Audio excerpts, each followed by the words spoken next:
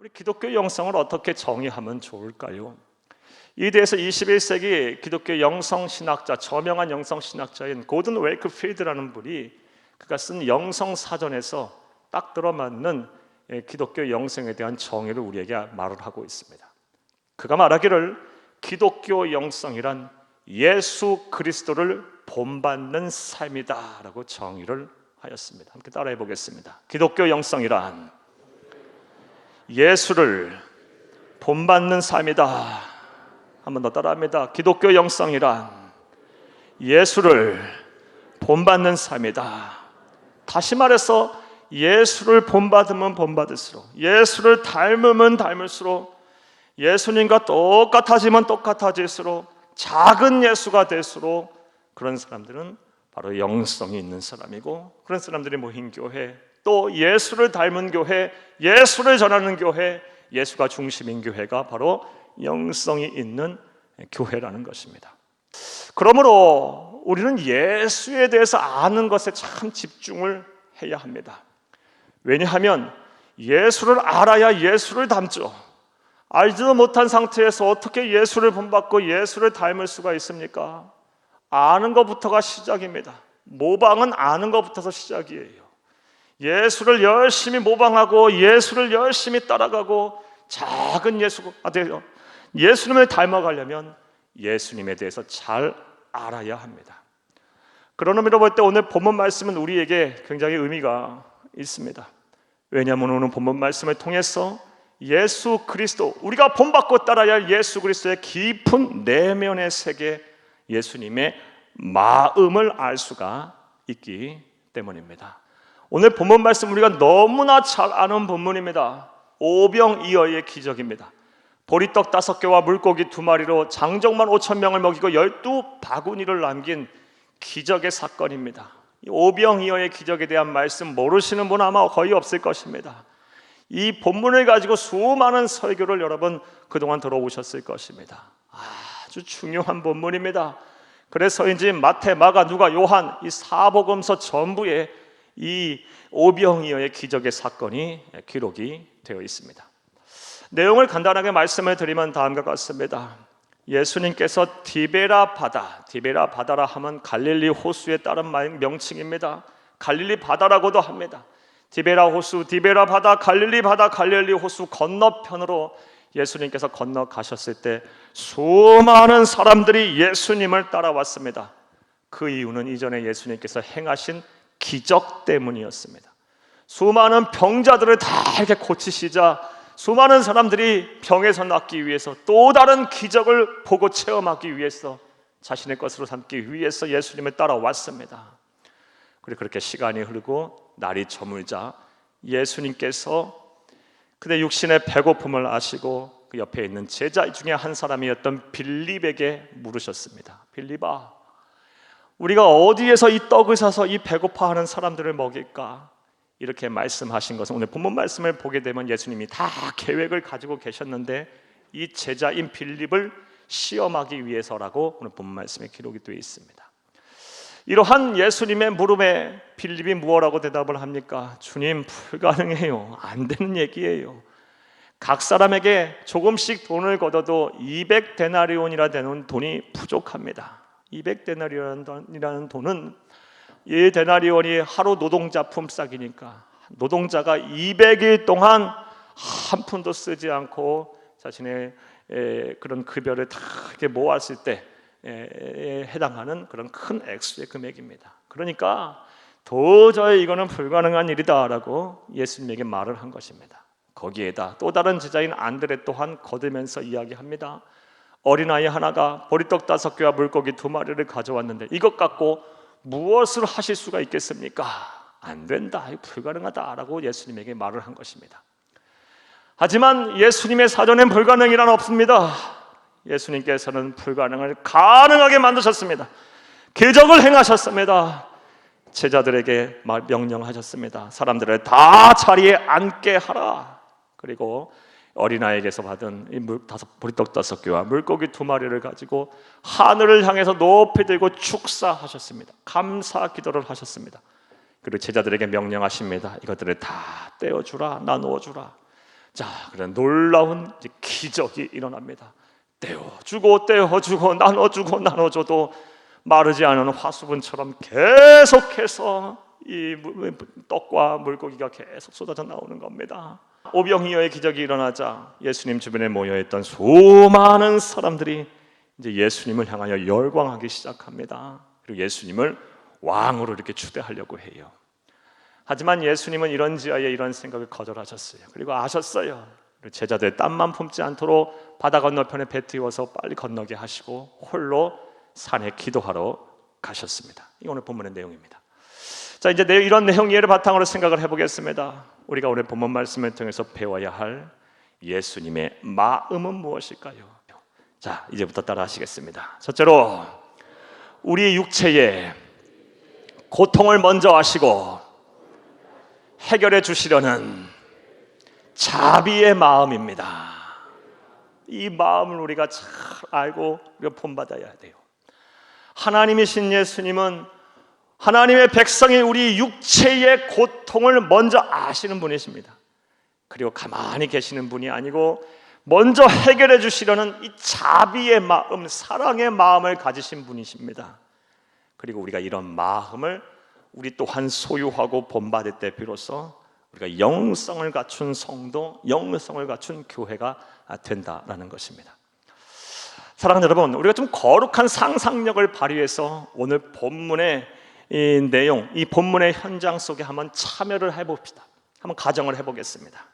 여러분 머릿속으로 한번 한번 이미지를 그려보시기를 바랍니다. 자, 드넓은 초원이 확 이렇게 펼쳐져 있습니다. 우리 본문의 내용 속에 들어가 있는 거예요. 네, 초원이 보이십니까? 드넓은 초원 너머에 파란 물결이 찰랑찰랑거리는 이 갈릴리 호수, 티베라 바다, 갈릴리 바다가 펼쳐져 있습니다. 그리고 저 산등성에부터 초원을 통과하여 이 갈릴리 호수 쪽으로 부는 바람이 기가 막히게 시원스럽게 붑니다. 날씨가 너무 좋아요. 여러분 보이십니까? 그려지십니까? 하늘은 또 왜 이렇게 높고 청명한지 참 아름다운 날씨고 참 따뜻하고 참 청명한 날씨입니다. 이 드넓은 초원에 조그마한 구름상지가 있고 그곳에 예수님이 우뚝 서 계십니다. 그리고 아주 자상하고 따뜻하고 아주 사랑스러우며 또 반면에 아주 권위가 있고 아주 낭낭한 목소리로 예수님께서 천국 복음에 대한 설교를 하고 계십니다. 여러분 들리십니까? 이 소리 들어왔으면 좋겠네요. 이 설교를 하고 계세요. 그리고 중간중간 설교하시다가 예수님의 눈빛만 마주쳐도 병이 막 났습니다. 예수님께서 막 선포만 해도 평생 걸어보지 못한 사람이 막 일어나 춤을 추고 뛰며 찬양을 하고 한 번도 세상을 바라보지 못했던 사람들이 막 눈을 뜹니다. 귀신이 막 떠나갑니다. 이런 역사들이 막 이것저것에서 막 일어나고 있습니다. 막 이곳저곳에서 환호성과 탄식 소리가 들리고 박수 소리가 들리고 막 하나님을 찬양하는 찬송 소리가 외쳐 들리고 있습니다. 우리가 그 현장에 지금 있다고 생각을 해보세요. 시간 가는 줄 모르겠죠. 날이 새는지도 모를 거예요. 배고픈지도 모를 거예요. 그러나 하나님이신 예수님께서 먼저 그곳에 모인 사람들의 육체의 고통인 배고픔을 아셨습니다. 그리고 누가 요구한 것도 아니고 누가 기도한 것도 아니고 간구한 것도 아닌데 하나님이신 예수님께서 그곳에 모인 사람들의 육체의 고통인 이 배고픔이라는 고통을 해결하시려고 하셨습니다. 5절을 함께 읽겠습니다. 예수께서 눈에 들어 큰 무리가 자기에게로 오는 것을 보시고 빌립에게 이르시되 우리가 어디서 떡을 사서 이 사람들을 먹이겠느냐 하시니 누가 간구하고 요청한 것도 아니에요. 먼저 우리 주 예수 그리스도께서 배고파할 것을 아시고 하는 것을 아시고 이 문제를 해결하려 하셨습니다. 이처럼 우리 주 예수 그리스도는 우리의 육체의 고통을 먼저 아시는 분이십니다. 잘 아시는 분이십니다.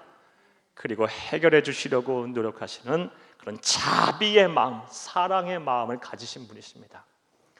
하지만 안타깝게도 오늘날 많은 성도님들이 이러한 마음을 가진 예수 그리스도를 온전히 이해하지도 않고 또 믿으려 하지도 않습니다.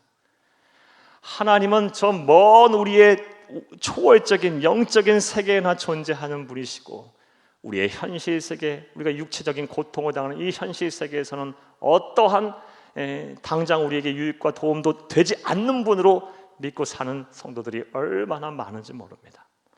또한 우리가 대단한 헌신과 봉사와 또 하나님께 많은 것을 드리는 조건 위에서 하나님께서 우리를 위하여 일하시고 우리의 육체의 고통의 문제를 해결하신다라고 생각들을 합니다. 사랑하는 여러분, 그러나 우리 주 예수 그리스도는 그런 분이 아니에요.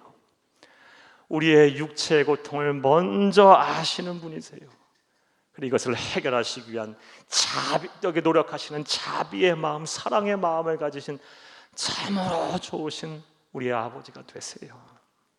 그러므로 지금 대단한 헌신과 봉사에 있지 못있다 할지라도 지난날 나의 삶을 되돌아보니 다 하나님 앞에 부끄러운 것뿐이고 과호뿐이라 할지라도 지금 당장 육체의 고통으로 힘든 삶을 살고 계신 분이 계신다면 이 자비의 마음을 가진 예수 그리스도를 바라보시기를 간절히 주의 이름으로 부탁드립니다. 무엇보다 그리스도인 우리, 예수님에게 귀한 이 사랑과 생명을 빚은 우리 또한 이러한 자비의 마음, 예수님의 자비의 마음을 본받고 소유해야 할 것입니다. 우리 주변에 둘러보면 얼마나 육체의 고통을 당하고 있는 우리의 이웃들이 많은지 몰라요. 우리가 바쁘다는 핑계로, 우리 살기 힘들다는 핑계로, 우리 또한 육체의 고통을 겪고 있다는 핑계로 우리가 돌아보지 못하고 외면하고 있는 어려운 이웃들이 얼마나 많은지 몰라요. 우리가 이 예수 그리스도의 이 자비의 마음, 먼저 육체 고통을 아시고 도와주고 해결하려는 이 자비의 마음을 우리가 소유하여 본받아 우리 주변에 있는 어려운 이웃을 도울 때 비로소 우리가 영성을 갖춘 예수님의 마음을 소유한 참된 성도, 복된 성도, 하나님을 기쁘시게 하고 사람들에게 칭찬을 받는 진짜 그리스도인이 되는 것입니다. 사랑하는 여러분, 저와 여러분이 이러한 예수의 마음을 반드시 소유하고 우리 교회가 이런 마음으로 가득 찬 교회가 되어야 할 줄로 믿습니다. 또 우리가 소유해야 할 이 예수님의 마음, 본받아야 할 예수님의 마음은 무엇일까요? 따라하겠습니다. 둘째로, 세상 모든 것이 하나님의 것이기에 낭비하지 않고 귀하게 여기는 절약의 마음입니다. 이 마음을 소유할 때 영성 있는 사람이라는 거예요. 그리고 이런 마음을 소유한 교회가 바로 예수님을 닮은 교회, 예수님의 마음을 가진 교회, 세상을 변화시키고 세상의 소망이 되는 교회가 된다는 것입니다. 사랑하는 여러분, 오늘 이 오병이어의 기적을 통해서 남은 이 보리떡과 물고기를 예수님께서는 어떻게 처리하라고 말씀하셨나요? 12절을 함께 읽겠습니다. 그들이 배부른 후에 예수께서 제자들에게 이르시되 남은 조각을 거두고 버리는 것이 없게 하라 하심으로 아멘. 하나도 버리지 말라, 다 거두어 드려라, 버리는 것이 없게 하라라고 말씀하셨습니다. 거두어 보니 12바구니나 남았어요. 사랑하는 여러분, 그렇다면 예수님께서 이 보리떡과 이 물고기, 그것이 너무 귀하다고 생각이 되셔서 이것을 하나도 버리지 말고 남기라고 말씀하셨던 것일까요? 물론 예수님의 마음은 그런 마음이에요.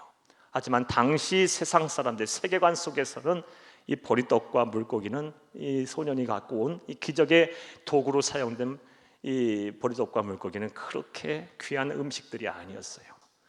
그런데 하나님이신 예수님께서는 그것을 다 버리지 말고 거두어 드려라 라고 말씀하셨어요. 하나도 낭비하지 말라 그랬어요. 왜 그러셨을까? 사랑하는 여러분, 예수님은 분명히 알고 계셨어요. 그리고 분명한 믿음이 있었고 분명한 인식, 다음 같은 인식이 있었어요. 그 모든 것이 다 누구의 것이다? 하나님의 것이다. 그리고 하나님이 주신 은혜의 산물이다. 그러하기에 낭비해서는 안 된다라는 그런 마음을 가지고 계셨던 것입니다. 사랑하는 여러분, 저와 여러분도 이러한 마음을 소유해야 할 줄로 믿습니다. 지금 우리가 누리고 있는 거, 우리가 가지고 있는 거, 우리가 소유하고 있는 거, 사랑하는 여러분, 다 이거 하나님의 것입니다. 심지어 우리의 건강, 우리의 자녀, 우리의 가족, 우리의 사업, 우리의 재산, 이거 다 하나님 거예요. 그리고 우리가 지금 누리고 살고 있는 이 대자연 만물, 이거 다 하나님 거예요. 우리가 또 쓰고 우리가 우리의 편리를 위해서 쓰고 있는, 사용하고 있는 이 모든 자원들, 이 또한도 다 하나님 거예요. 따라서 우리는 이건 낭비하면 안 돼요.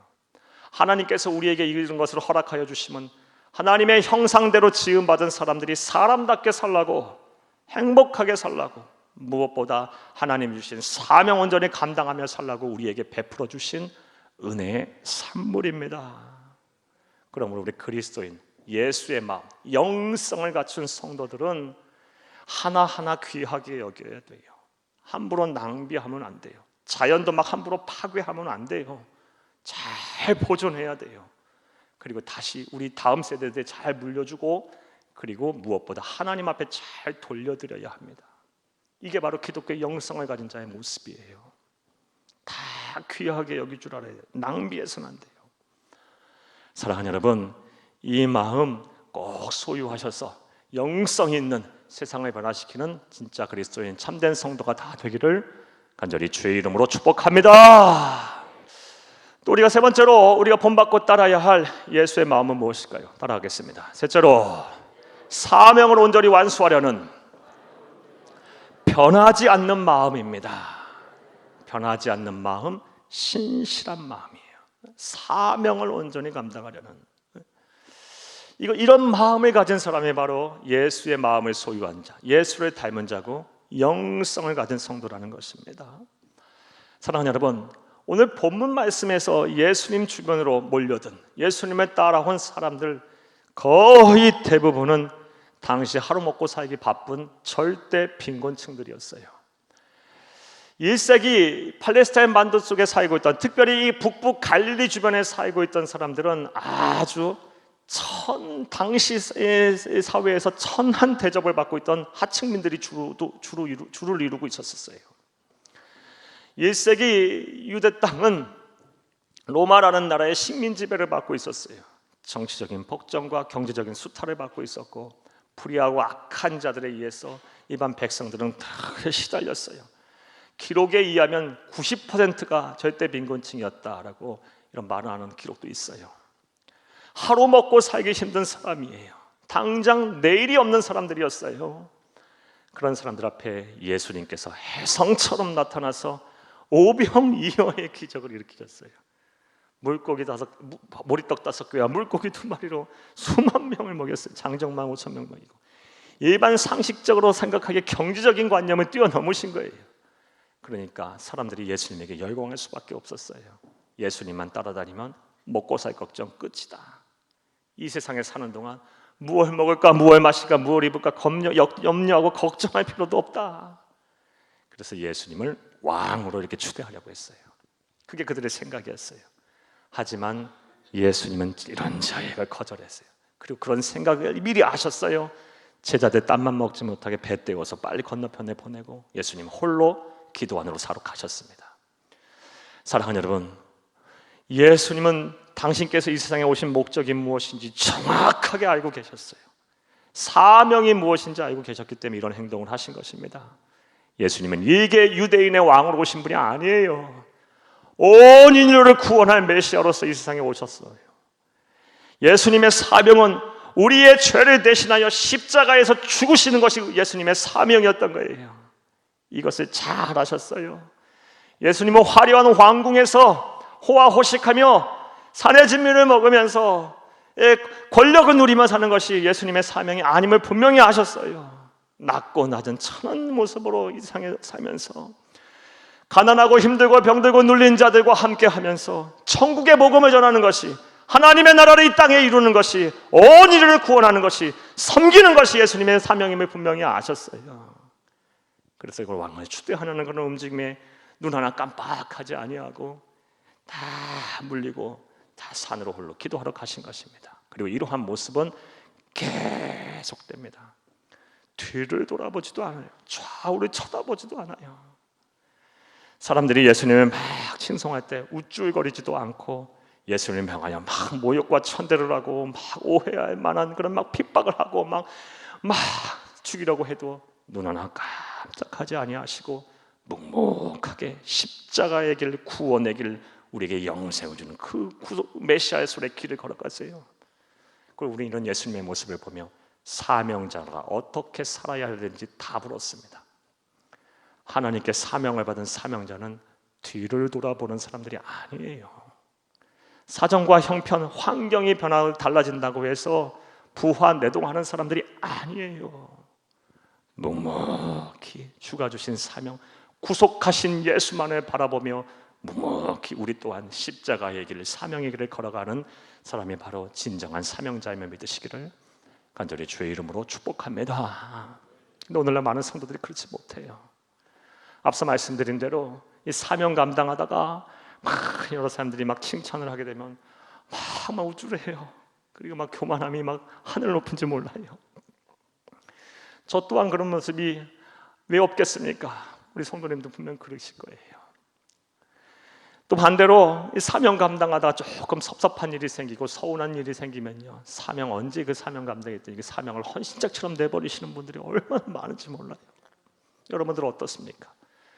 특히 코로나 상황이 장기화되면서 이 사명 다 까먹고 버리고 다 망가지신 분들 참 많으리라 봐요. 참 변명하기 좋아요. 코로나 때문에 이 6글자로 모든 것이 변명이 돼버려요. 사랑하는 여러분, 코로나와 하나님이 주신 사명과 무슨 상관이 있습니까? 하나님이 주신 지혜를 구하며 하나님께 지혜를 구하며 하나님이 주신 능력으로 이 사명 감당하는 것이지, 언제 환경에 지배받고 우리가 사람에게 휘둘려가며 사명 감당해라고 말씀하셨습니까? 아니에요. 묵묵히 우리 예수님 걸어가신 그 길 저와 여러분 또한 걸어가야 할 줄로 믿습니다. 사명을 온전히 완수하려는 이 변치 않은 신실한 마음, 이 믿음을 가진, 이 마음을 가진 자가 바로 기독교 영성을 가진 자예요. 그리고 이런 마음을 가진, 이런 예수를 닮은 사람을 통해서 이 폐역하고 없는하고 죄가 많은 세상에 하나님의 나라가 이루어지는 것입니다. 저와 여러분이 이런 일을 감당하는 이런 마음을 소유할 수 있기를 간절히 바랍니다. 할렐루야! 이제 말씀 맺겠습니다. 사랑하는 여러분, 오늘은 우리가 예수님을 본받아야 할, 우리가 본받아야 할 예수님의 마음에 대해서 생각해 보며 오늘 나눴어요. 예수님을 마음을 본받고 예수님을 닮아갈 때 비로소 우리는 세상을 변화시키고 세상의 소망이 되는 진짜 그리스도인, 영성을 갖춘 진짜 성도가 되는 것입니다. 이루에 오늘 들으신 말씀, 우리가 본받아야 될 예수님의 마음을 잘 마음에 기억하시고 이 마음을 소유하기 위해서 노력하시기를 바랍니다. 우리의 육체의 고통을 먼저 아시고 해결해 주시려는 자비의 마음, 우리도 이 자비의 마음을 가지고 세상을 바라봐야 할 것입니다. 세상을 섬겨야 할 것입니다. 우리 서로를 섬겨야 할 것입니다. 예수님을 잘 섬겨야 할 것입니다. 세상 모든 것이 하나님의 것이기에 낭비하지 아니하고 귀하게 여기는 이 절약의 마음 잘 우리가 소유해야 할 것입니다. 하나님의 백성들은 하나님이 우리에게 허락하시는 것 다 하나하나 귀하게 여기고 의미를 두어야 합니다. 소중하게 생각해야 합니다. 잘 관리하고 잘 보존해야 될 사명이 있어요.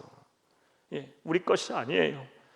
우리가 잠깐 빌린 것이고 하나님께서 우리에게 주시는 은혜의 산물일 뿐이지 다시 하나님 앞에 잘 돌려드려야 돼요. 이것을 우린 관리자일 뿐이에요. 이것을 성경에서 우리 청직이라고 말하고 있어요.